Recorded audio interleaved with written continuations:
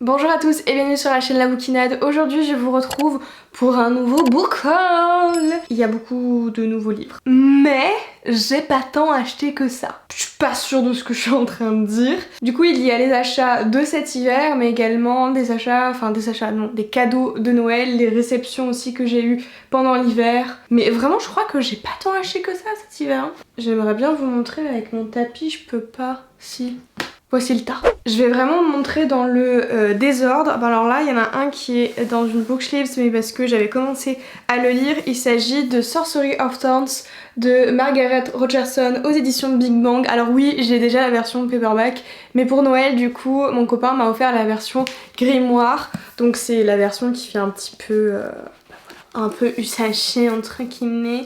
Et pour la petite anecdote, mon copain et son père pensaient qu'en fait le livre était abîmé et ils arrêtaient pas de le chercher dans différentes librairies, et à chaque fois donc ils tombaient sur cette édition grimoire. Ils disaient mais c'est trop bizarre et le livre est abîmé et tout. C'est normal. C'est normal. Mais du coup voilà, je suis trop contente. Il est vraiment magnifique. J'aime beaucoup là l'univers qui commence à s'installer. Je suis à la page 83. Bon, j'ai pas des masses avancées, mais je l'ai un peu mis en pause parce que j'ai lu plein d'autres livres. J'ai lu pas mal de mangas et de classiques. Je sais pas, en ce début d'année, j'ai lu quelques classiques. Et du coup, celui-ci était mis en pause, mais je pense que je vais le ressortir today. Bref, voilà. Ensuite, j'ai reçu de la part des éditions Lumen Les Monstres de Rookhaven, pardon. C'est illustré par Edward Bettison et c'est écrit surtout par Patrick Kenny. Donc aux éditions Lumen, c'est la nouveauté de cette année. Il est vachement beau. Je ne sais plus de quoi ça parle. Je vais encore une fois volontairement ne pas vous dire le résumé parce que je sais que pas mal de monde l'attend et qu'il est assez attendu. Par contre, ouais, il y a des illustrations, elles sont vraiment divines. Mais c'est quoi qui est tombé? Ah, c'est le papier de service de presse. Bref, en attendant, j'ai vraiment hâte et j'ai pas envie de me laisser influencer. Non mais regardez-moi ça! J'ai pas envie de me laisser influencer par d'autres avis, etc. ou l'engouement qu'il peut y avoir derrière ce livre. Et par contre, au toucher, je sais pas comment expliquer, c'est pas ce qu'ils font d'habitude. Je suis toujours une booktokeuse, non, ici on est sur YouTube, une booktubeuse en carton. Ensuite, mon copain a voulu se débarrasser de certains de ses livres en anglais, puisqu'il lit aussi en anglais, surtout pour ses cours. Je ne sais plus de quoi ce livre parle. Il me l'avait dit, mais alors là, si je vous lis les résumés, je risque de dire de grosses bêtises. Ici, c'est This is How It Always de Laurie Frankel, pardon, et c'est aux éditions H Review. Je ne sais pas trop. Je crois que dans celui-ci, il y a une histoire d'amour ou une histoire transgenre, d'une personne transgenre, je sais plus. Je crois qu'il y a quelque chose comme ça. Bref, en attendant, celui-ci, ça a été un véritable coup de cœur pour lui, donc je suis hyper intriguée parce qu'il a rarement des coups de cœur. Donc voilà pour celui-ci. Ensuite, il y a... comment on dit ça? De Ben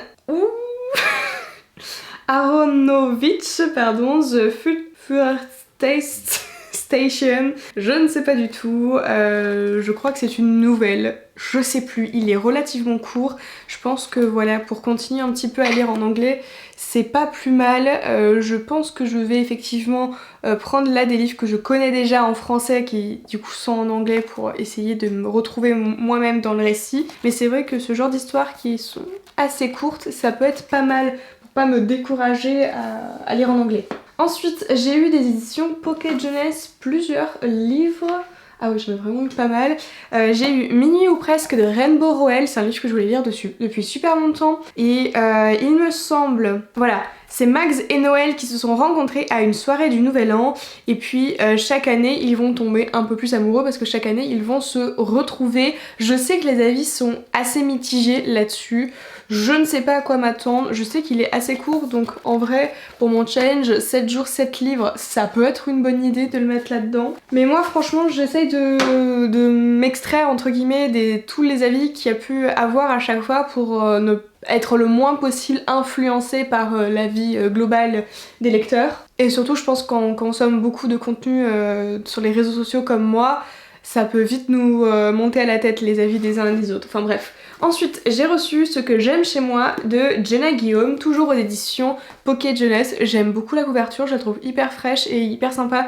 Et j'aime bien parce qu'on n'a pas le visage entier de notre protagoniste. Et je sais pas, vu que ça me dérange souvent d'avoir le visage entièrement, je sais pas, j'ai bien aimé que ce soit plus subjectif ici. Ici on a Maisie qui a grandi dans l'ombre de sa sœur et qui a des formes hors normes, je mets des guillemets. Et l'été arrive et Maisie a décidé de se foutre un coup de pied aux fesses et d'arrêter de se morfondre et de se cacher des autres. Elle va se mettre certains goals comme sortir avec le mec qui lui plaît, gagner un concours de beauté. Ça j'avoue je suis moyennement emballée par le concours de beauté. Profiter des beaux jours avec sa meilleure amie, enfin bref, profiter de sa vie et arrêter de se cacher. Donc franchement je pense que ce livre peut me faire beaucoup de bien et je sais pas si ça va faire partie des livres comme ça qui peuvent nous aider à nous accepter tel que l'on est. Je sais qu'il y avait le livre Ce sera moi de Lilali qui était certes un petit peu comment dire un peu léger je trouve sur certains points mais en même temps qui m'a vachement fait du bien sur le regard que j'avais sur moi-même à ce moment-là. Donc j'en attends tout autant de celui-ci, la barre est haute quand même hein. Ensuite j'ai eu Foudroyé, c'est la suite de Assoiffé donc de Tracy Shea aux éditions encore Pocket Jeunesse. Je sais plus trop de quoi parle le résumé et c'est pareil, je veux le garder aussi je veux oublier un petit peu ce résumé et les avis qu'il y a pu avoir parce que le tome 2 était ultra attendu parce que le tome 1 a été super bien apprécié par les lecteurs et c'est ce qu'on pourrait rapprocher il me semble d'un thriller donc hyper curieuse parce que c'est vrai que j'ai pas beaucoup de thriller young adulte et je me rends compte que j'aime beaucoup ça donc je pense que c'est un genre dans le young adulte que je devrais encore plus creuser. Alors ensuite j'ai d'autres Pocket Jeunesse de l'autre côté, vraiment sponsor Pocket Jeunesse. J'ai eu également L'incroyable voyage de Coyote Sunrise, c'est un livre coup de cœur de Valentine qui travaille aux éditions Pocket Jeunesse. Elle arrête pas de me tanner, enfin de tanner tout le monde je dirais même avec ce livre. Donc c'est l'histoire il me semble de Coyote qui a 12 ans et qui vit avec Rodeo son père. Et dans un bus scolaire un petit peu retapé je crois ils vont faire le tour des États-Unis. Et Coyote va aussi apprendre que son parc d'attractions préféré il me semble va être rasé et ils vont tenter d'arriver jusque là-bas avant que les bulldozers surtout arrivent pour tenter d'arrêter de ce massacre qui lui détruit son petit cœur et ils vont à chaque fois il me semble prendre les autostoppeurs. Oh oui c'est ça, les autostoppeurs, je sais pas pourquoi j'ai bugué et ils vont les prendre dans le bus pour les amener là où ils ont besoin d'aller. Enfin bref, c'est un petit peu un road trip et j'ai hâte de voir à quoi ça peut ressembler vu que c'est un voyage entre le père et la fille. J'avoue que j'ai jamais eu de livre comme ça donc pourquoi pas. Et surtout je suis très curieuse de savoir pourquoi elle a autant apprécié parce que franchement elle en parle tout le temps. Ensuite là ce sont des épreuves non corrigées.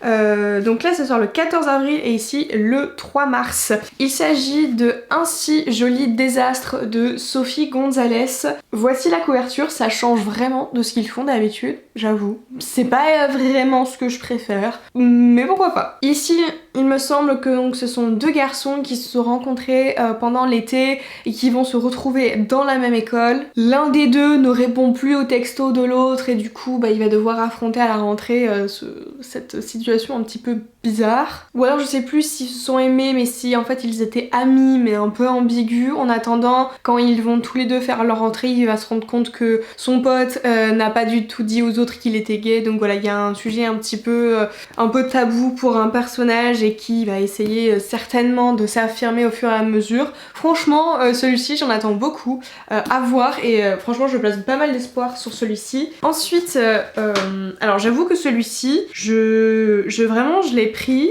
et je me suis dit ok on va tenter, je ne sais pas ce que ça va donner. Il s'agit de Isée de Anne-Marie Paul, donc encore une fois aux éditions Pocket Jeunesse, c'est une épreuve non corrigée. Donc ici on parle de danse. Voilà, je pense qu'on l'a compris avec la couverture. Et donc Isée a un rêve, c'est de devenir une danseuse classique. Est-ce qu'on peut dire classique du coup? Oui je pense. Elle vit aux Antilles, elle est très loin de Paris et du coup le but c'est un petit peu d'aller là-bas parce que c'est là-bas où ça se passe et du coup pour réaliser son rêve elle va devoir s'expatrier. Mais petit couac dans son plan, son chéri n'est pas d'accord. Et là ça va commencer à poser des petits soucis. On va également lui faire remarquer sa couleur de peau. Elle va rencontrer un jeune danseur, un jeune garçon qui s'appelle Michael et qui va la motiver à atteindre son rêve coûte que coûte. Voilà un petit peu de quoi ça parle. Je ne m'y connais pas du tout en danse, hormis l'émission Danse avec les stars. Ça m'intéresse pas des masses, mais je pense que vu que c'est un personnage qui s'expatrie, je pense que c'est pour ça qui me donne envie. Ensuite, le dernier Pocket Jeunesse, c'est mon amie Anaïs qui me l'a offert. Il s'agit du tome 3 de The Mortal Instruments, Les Origines, la princesse mécanique. Donc les origines, il me semble que ça se passe avant la saga qui a été publiée en premier de l'histoire de Jace et Clary. Il y a plein de sous-sagas, je sais pas comment appeler ça, dans The Mortal Instruments. Et je sais que je m'étais trouvé une liste pour lire bien dans l'ordre qu'il faut, mais j'ai très envie de lire les origines. Et là j'ai la saga au complet, donc je vais pouvoir faire ça. Je pense très probablement vous faire un vlog sur la lecture complète de cette saga, donc restez connectés comme disent les youtubeurs. Ensuite on va un peu changer, je vais vous montrer les mangas que j'ai réussi à me prendre. Il y a essentiellement une même saga, hein, j'avoue que pas très originale. J'avais décidé de reprendre des The Promised Neverland, de lui laisser une nouvelle chance. Et bah j'ai bien fait, mais comme beaucoup de fois, hein, souvent je me braque et puis après je me dis « Oh non, finalement c'est cool !» Déjà j'en avais eu certains de la part de Anaïs, donc je sais plus quel tome elle m'a offert, mais j'en avais surtout trouvé, je pense qu'elle m'a offert voilà le tome 7, et ensuite je les avais trouvés d'occasion pour 4€ l'unité, ou 5€, certains sont à 5€, d'autres à 4. J'ai le tome 14, le tome 11, le tome 12, le tome 13, enfin bref. Je crois qu'il me manque le tome 9 et 10. Au moins ils sont moins chers que si je les avais payés neufs. Et ça me permet d'un peu plus vite compléter la saga et de pouvoir la lire aussi d'un coup. Alors pour ceux qui ne connaissent pas The Promised Neverland, c'est l'histoire en fait de petits orphelins entre guillemets, oui c'est ça, qui vivent dans un orphelinat et ils sont gardés par une personne. Oh, c'est hyper mal raconté. Voilà, ça va être plus clair, je vais vous le lire carrément. Emma, Norman et Ray coulent des jours heureux à l'orphelinat Gracefield House. Entourés de leurs petits frères et sœurs, ils s'épanouissent sous l'attention pleine de tendresse de maman, voilà, c'est la personne qui les garde, qu'ils considèrent comme leur véritable mère. Mais tout bascule le soir où ils découvrent l'abominable réalité qui se cache derrière la façade de leur vie paisible. Ils doivent s'échapper, c'est une question de vie ou de mort, donc là c'est l'orphelinat en fait où ils vivent. Et tout se passe, truc abominable. Premier tome m'avait un peu effrayée. Mais vu que je suis chauchotte, c'est normal. Il me faut un petit temps pour digérer. Et puis voilà, franchement, c'est une saga que mes amies Mélanie et Anaïs arrêtent pas de parler dessus. Donc je veux lui donner une chance parce que je sais qu'elles ont très bon goût en matière de littérature et pas que. Donc voilà. Ensuite, je m'étais trouvé d'occasion le bateau de Thésée, le tome 3. Je n'ai pas le tome 2, j'ai le tome 1. Mais pareil, il était d'occasion dans la bouquinerie, donc j'ai sauté dessus. Je vais faire un résumé. Je sais pas comment le faire. Je vais pas faire le résumé, je vais vous lire le résumé. 24 juin 1989, une effroyable affaire d'empoisonnement au cyanure de potassium frappe l'école primaire du village d'Otohusu, département de Hokkaido, faisant 21 victimes. 28 ans après les faits, Shin, le fils du coupable désigné, est brutalement projeté dans le passé et se retrouve coincé à Otohusu tel qu'il existait 6 mois avant la tragédie. Le jeune homme va alors partager la vie quotidienne des villageois en se faisant embaucher comme instituteur vacataire. Il va surtout s'efforcer de modifier les événements du passé pour empêcher le futur carnage. Mais plus il s'intègre dans le passé, plus celui-ci s'altère et finit par engendrer des drames qui n'auraient pas dû avoir lieu. L'intrigue est ultra intéressante et voilà, quand j'ai vu le 3e tome à la bouquinerie, je me suis dit ok, c'est pour moi. Je sais pas combien de tomes il y a en tout, j'espère qu'il y en a pas des masses, parce que déjà avec la saga de Promised Neverland ça fait beaucoup de tomes. Faudra se calmer. Je me suis acheté un sort si noir et éternel de Brigitte Kéméraire aux éditions Rajo. Il est magnifique, j'arrêtais pas de le voir passer. Je sais plus si c'est Elise qui m'a dit qu'il était vachement bien. J'ai un doute. Ici on va démarrer avec l'histoire de Harper qui va être témoin d'une tentative d'enlèvement. Cette jeune fille qui est handicapée ou partiellement handicapée va tenter d'arrêter ce qu'il se passe de dramatique sous ses yeux. L'agresseur en question va lâcher la première proie qui le voulait kidnapper pour la prendre elle. Du coup... Bah oui. Et en une seconde, Harper bascule dans un autre monde. Pourquoi pas? Donc elle va tomber dans le royaume d'Amberfell. d'Amberfall, je crois qu'on dit, avec un château de contes de fées, un prince maudit, des petits mystères, on connaît un petit peu la chanson. Elle est donc coincée dans un automne éternel. L'automne me manque, c'est le moment. Le prince va essayer de débusquer, de tuer une bête sanguinaire et féroce, oui, mais c'est cette jeune femme qui va pouvoir l'aider. Et personne d'autre. On comprend un petit peu le scénario. Enfin, on comprend surtout que ce fameux prince qui veut terrasser cette bête, bah en fait, cette bête, c'est lui. Franchement, hyper hâte. J'adore La Belle et la Bête, ça reprend un peu ça, un peu un remake, pourquoi pas. Ici, par contre, on nous dit que c'est une épopée féministe, riche et haletante. Je vous attends au tournant, par contre. Ensuite, ah oui, j'ai reçu de la part du groupe Page Turner, donc des éditions Milan, je suis ultra contente. Merci beaucoup à eux. Le Live of Saints de Leigh Bardugo. Donc ce sont des portraits illustrés de l'histoire du Grishaverse, donc j'ai vraiment trop hâte de pouvoir lire ça. Il est magnifique, je sais pas comment vous... Par contre les dessins, lequel est le moins trash à vous montrer? Voilà. Il est tout petit hein, par contre, hein, mais franchement c'est hyper bien pour les fans du Grishaverse. Oui, merci d'avoir sorti un livre comme ça, franchement c'est tellement bien. J'ai l'impression que ça va faire comme Harry Potter, qu'on va avoir plein d'objets ou de livres dérivés et ça ne peut que me faire plaisir. Je sais plus combien il coûte par contre, est-ce que c'est écrit ici?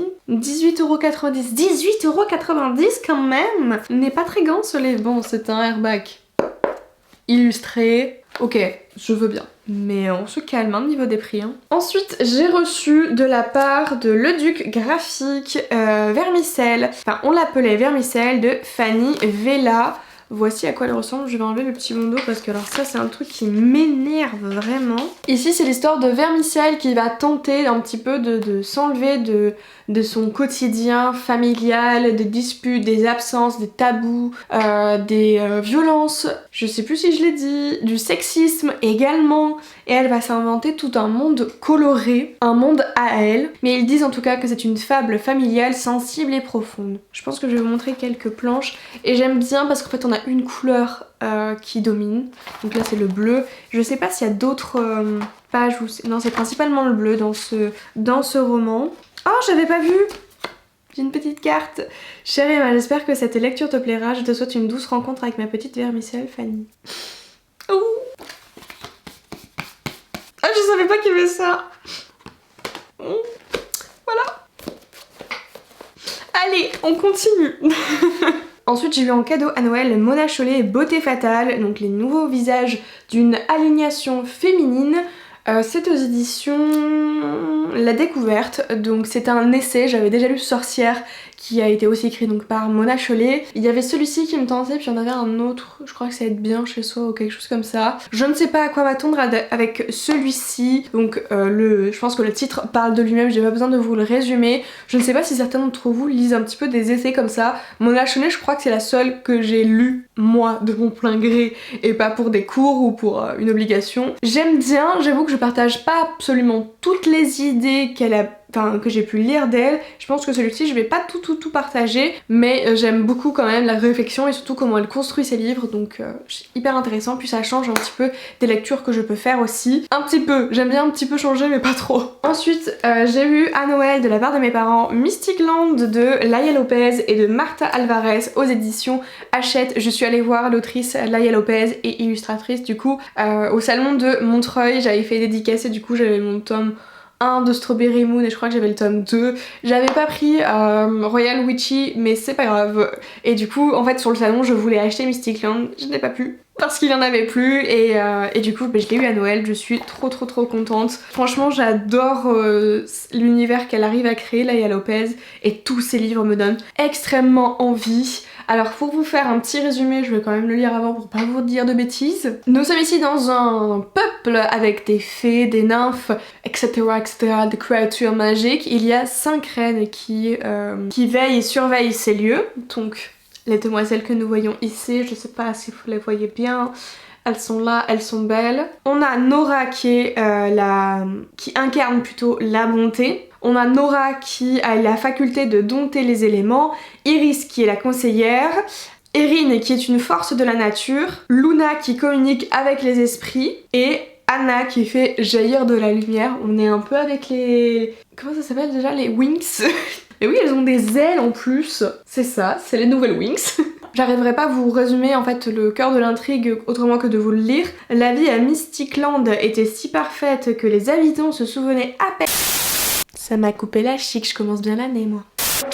Voici l'histoire d'une princesse, une couturière, une comédienne, une pâtissière et un secret. Je crois que je n'avais pas dit cette dernière phrase. Et d'ailleurs je crois que j'ai dit Mystic Land et c'est Mystic Land et pas Mystic Land. Voici pour celui-ci, il y a évidemment des illustrations mais je crois qu'il y en a moins que sur les autres livres. Il y en a une là qui est super belle, j'ai bien envie de vous la montrer. C'est trop chou! Je dis oui à ce genre de livre!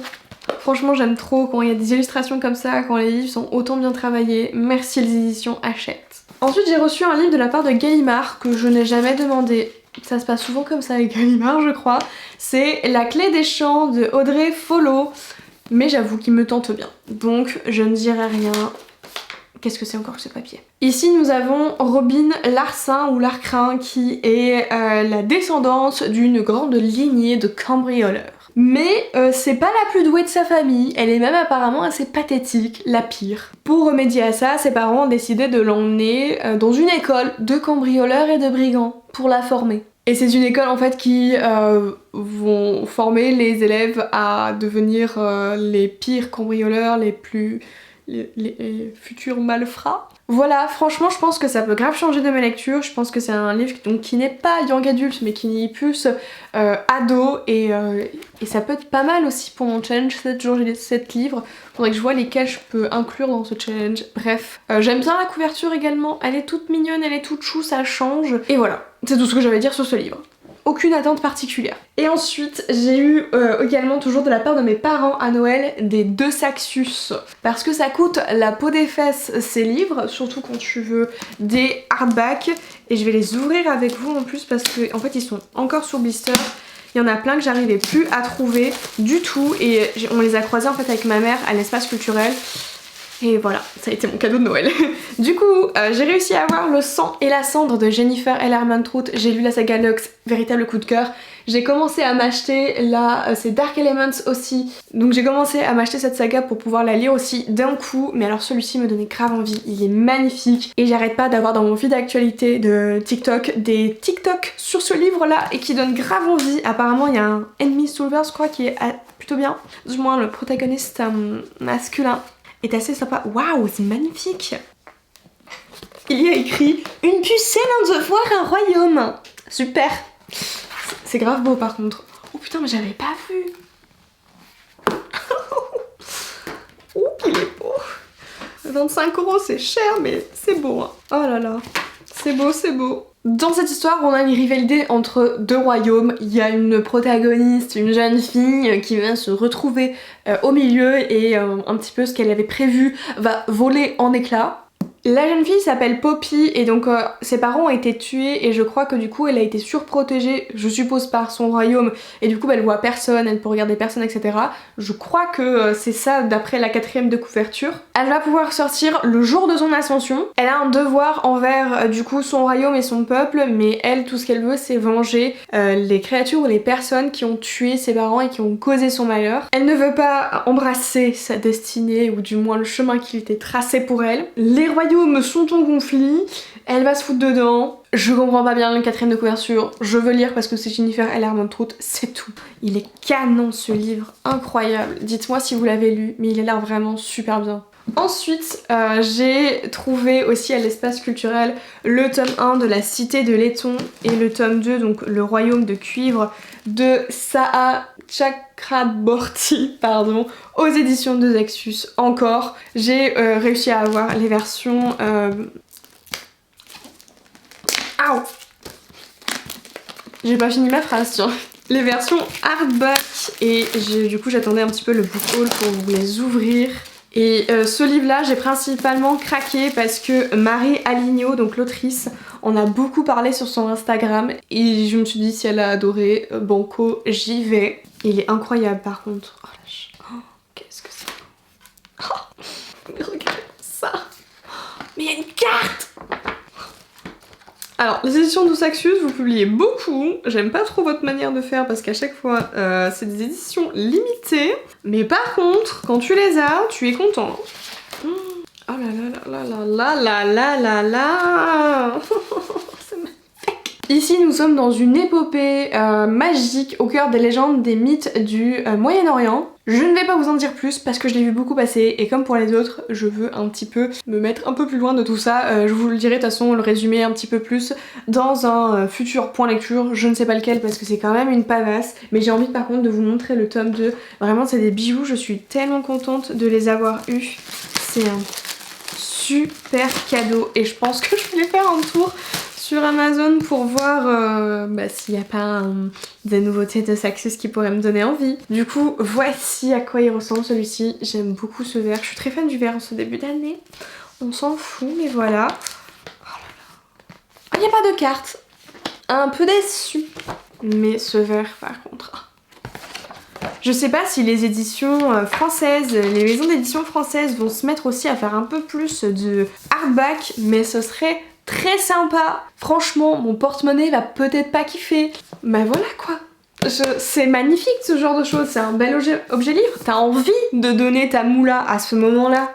Je vais me calmer. Voici pour ce book haul infini qui... je sais pas combien de livres il y a, je vais compter. 1, 2, 3... 4, 5, 6, 7, 8, 9, 10, 11, 12... Later. 27 livres, on est presque à 30. Hein. Et je suis sûre que j'en ai oublié un.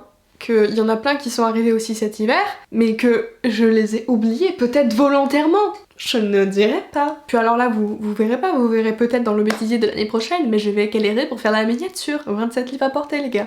Il n'y a pas de muscles. Bref, voilà pour ce book haul. J'espère que ça vous a plu. N'hésitez pas à me dire si vous avez eu des livres en cadeau à Noël. C'est le cadeau qui me fait le plus plaisir, il faut le savoir. Et les chocolats. J'avoue que les chocolats... N'hésitez pas aussi à me dire si vous avez eu des livres là pendant cette saison, lesquels vous vous attendiez le plus à lire cet hiver, si vous les avez lus, enfin bref, vos achats, etc.